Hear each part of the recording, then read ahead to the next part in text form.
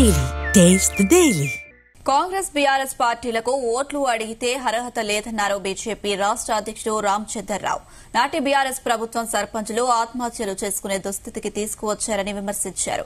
కేంద్ర నిధులను దారి మళ్లించడంతో పంచాయతీలకు కరెంటు బిల్లులు కూడా కట్టలేని పరిస్థితికి తెచ్చారని మండిపడ్డారు. వచ్చే స్థానిక సంస్థల ఎన్నికల్లో అన్ని స్థానాల్లో పోటీ చేసి అత్యధిక స్థానాలు గెలుస్తామని ధీమా వ్యక్తం చేశారు. గ్రామాల్లో జరుగుతున్న అభివృద్ది, ఉచిత బియ్యం అంతా కేంద్ర నిధులతోనే సాధ్యమవుతుందని, ఈ విషయం ఇంటింటికి తిరిగి పార్టీ నేతలు ప్రచారం చేయాలని దిశానిర్దేశం చేశారు.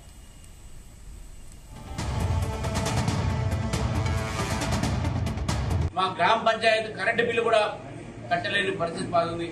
ఆ పైసలు కూడా, ఆ నిధులు కూడా ఈరోజు రాష్ట్ర ప్రభుత్వం దారి మళ్లించిన విషయాన్ని బీఆర్ఎస్ సమయంలో ఆ రోజు స్థానిక సంస్థలు వారి యొక్క సంస్థల పనిచేయకుండా చేసిందంటే బీఆర్ఎస్ పార్టీ. మరి కాంగ్రెస్ పార్టీ అనేకమైనటువంటి వాగ్దానాలతో ఈరోజు వచ్చారు. ముఖ్యంగా రైతులకు సంబంధించిన దాంట్లో రైతులకు పడే కష్టాలు అయితే ఉన్నాయో వారు చూసి మేము 15,000 ఇస్తామని చెప్పారు రైతు బంధువులు. మరి రైతు బంధువులు ఎక్కడ ఇచ్చారని చెప్పి అడుగుతా ఉన్నాను. 6,000 రూపాయలు 2 సంవత్సరాలు ఇచ్చింది, 3 నెలలు అయిపోయింది, దాదాపు 22 పైసలు.